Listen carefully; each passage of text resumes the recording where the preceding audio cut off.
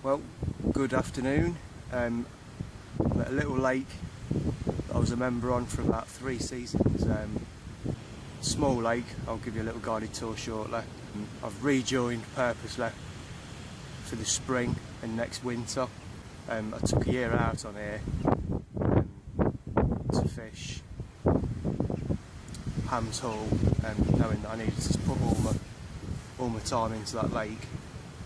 But yeah, this is a good winter water, and in the spring it goes crystal clear, gets really weedy, but you get quite a few channels where you can see the fish mooching about. We've got a boat on site as well, so it's quite good to go out in the aquascope, so I'll do some underwater filming later on. Just fishing off the barrow, really minimalist. I'm only here for a few hours.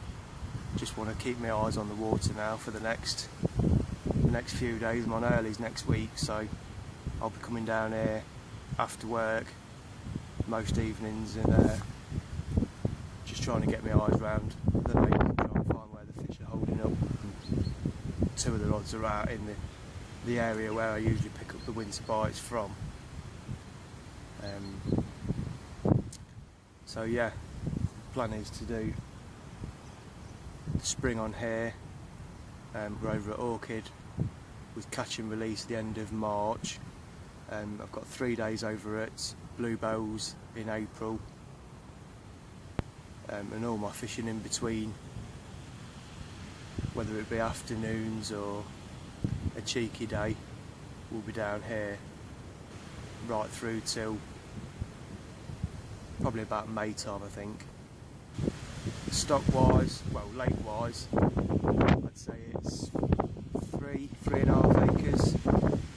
It's quite barren at the minute because it's on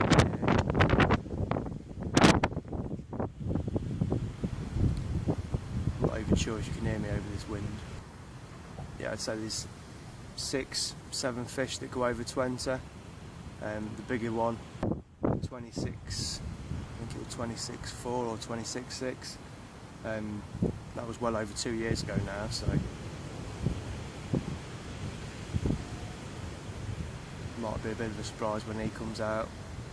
Might put a bit of pud on. There's a bright orange koi. It's a low double. A broken linear, probably the most regular visitor on the bank. I think I've had it about 7 times. If you're going to catch a fish on it, it's going to be him. It's just a greedy fish, although he's, over the course of the time that I've been here, I think it must be a male fish. He's not really put any weight on, just hangs around 19-21 pound. But yeah, there's some characters in here. There's some scaly mirrors, there's some fat leathery mirrors. I think there's only 10 members on here, most of them are float bashers. There's about two lads that actually purposely fish for the carp, but 99% of the time when I come down here there's no one here, which is one of the reasons why I like the place. You know, if I see fish, can pretty much cast to them from wherever I've pitched up, but you're never treading on other people's toes moving, or it is a good lake to be mobile. Well, all lakes are, but so when you've got the lake to yourself 90% of the time, it pays to travel light and have a mooch around. So yeah, not really expecting anything today, but you never know. Okay, so the lake with no name, it's in Bruntingthorpe near Shearsby. So you've got, this is the closest side to the sun and also the shallower side. So you tend to get them coming over here once it starts warming up. Depths of about 6.5, 7 foot round this side. You've got an island there, probably about 50 yards out.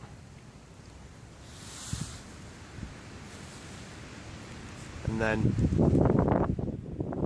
in line with the two big trees, to the left is the deeper part of the lake that goes down to about 8.5 foot. Coming off the, get the finger out, coming off the island there is a bar that runs over to the lilies. Real subtle bar, probably only about half a foot. Obviously you get fish patrolling over the back of that this time of year. That's where I'm fishing, just over the back of that, probably a rod length beyond that little bar. That's it really. So there's a lily pad over there. Real snaggy area back there. And then you get some lilies in this corner. There is some patches of Canadian. Can't show you because Mr. Sun's not out, but there's a couple of big patches of Canadian down there, and there's one over the far way as well. But yeah, that's it. The weed's growing. I had a dabble with the marker float. I was over here last Sunday, so I had the marker rod out. Anyway, I shall keep you updated. So this will probably be a 5-part vlog in one, or should I say a 5-day one vlog. Don't think there's going to be a great deal more to show you from today unless Mr. Carp says hello. But yeah, I'll be back down in the afternoons, mooching round. So I'll keep you up to date. Just waiting for this water to clear, so happy days. Well, it's still Sunday. I'm back, which can only mean one thing. Common, £16.5 off the deepest watered spot. That was where I was fishing 2 rods last Sunday, over a bit of boilie crumb and a few boilies scattered about. I'd done the same when I got here. I'd actually only got 1 rod on the spot. I'd started roaming my left hand rod around, and my right hand rod that was on the island I'd put into the bay. I've now got all 3 rods probably 6 foot apart, where I've just picked the fish up and just added a few more boilies, so hopefully he's not alone. So, let's take a look. It's quite a pale looking common. There's not a load of commons in here, certainly not many decent ones. The biggest one's around 20. There's a couple of upper double gold looking commons, but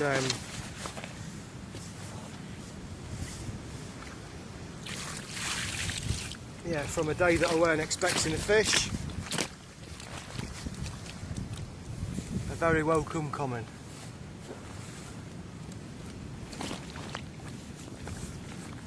Obviously, whilst I've been sorting the rods out and everything else, come on, this little fella's been in the sling, so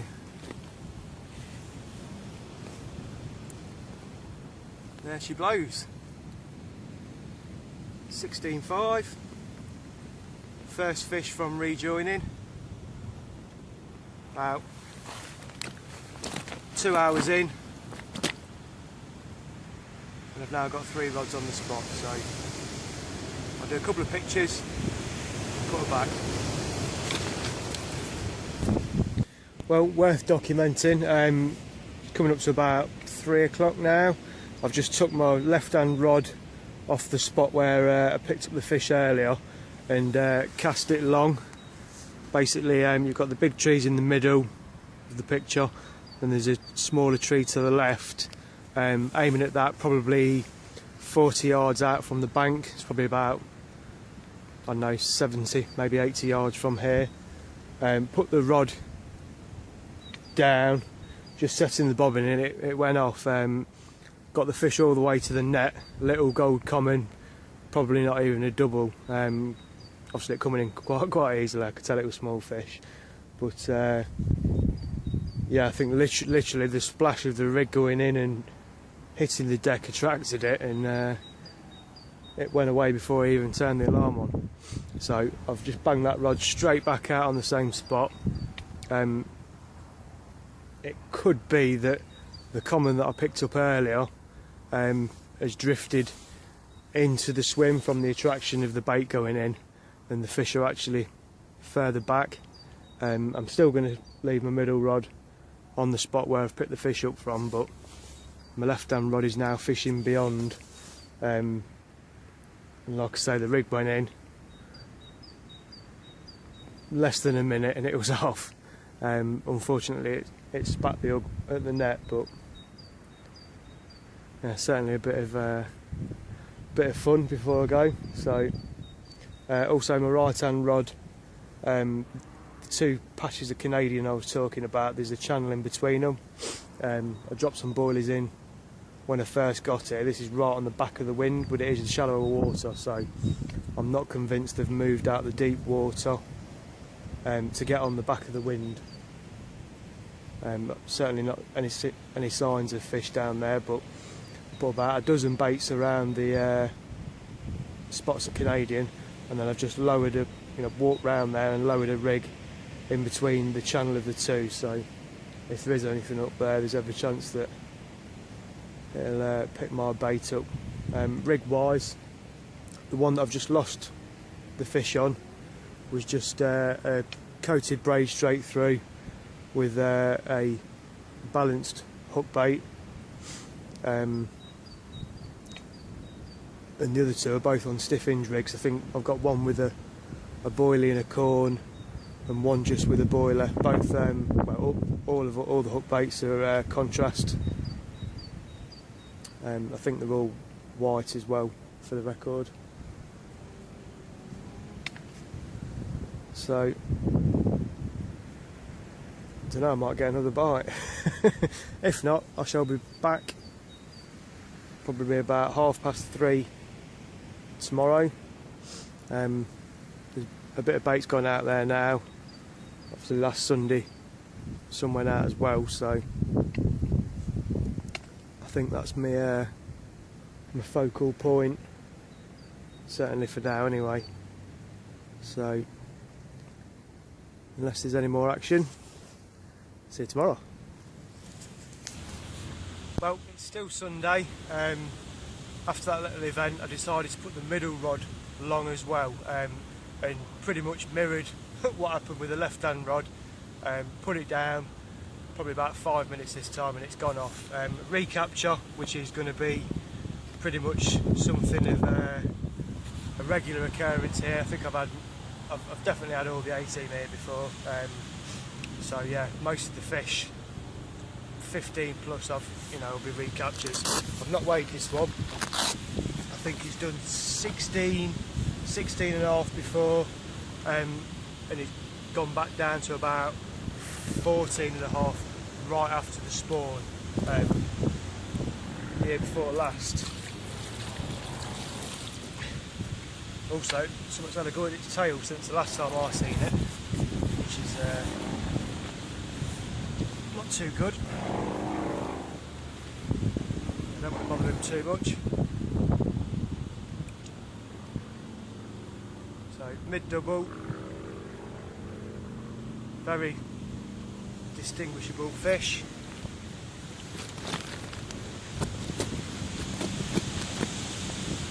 So it doesn't look like it's put on much since last time I've seen it.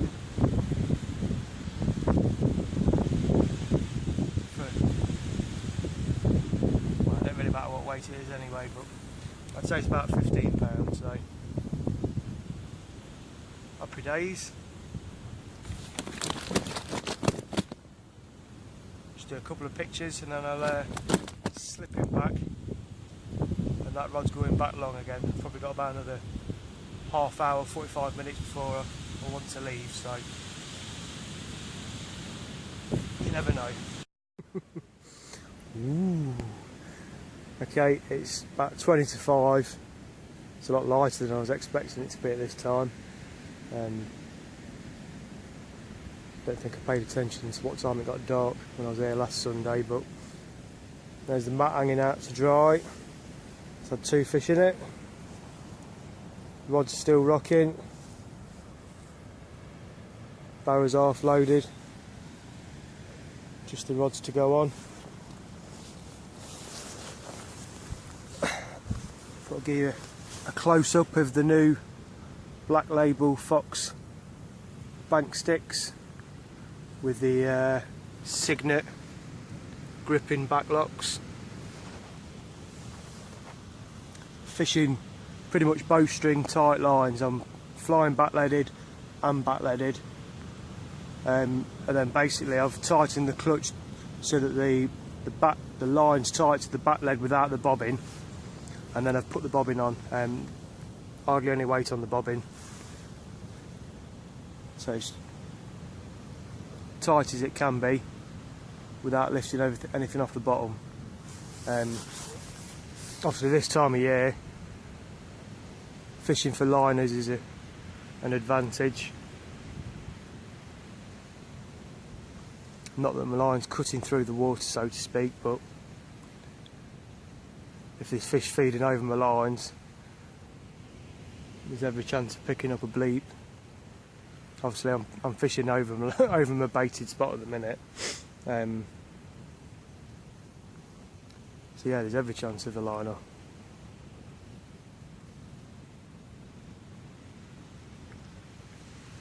Anyway, just about to wrap the rods away, so I'll see you tomorrow.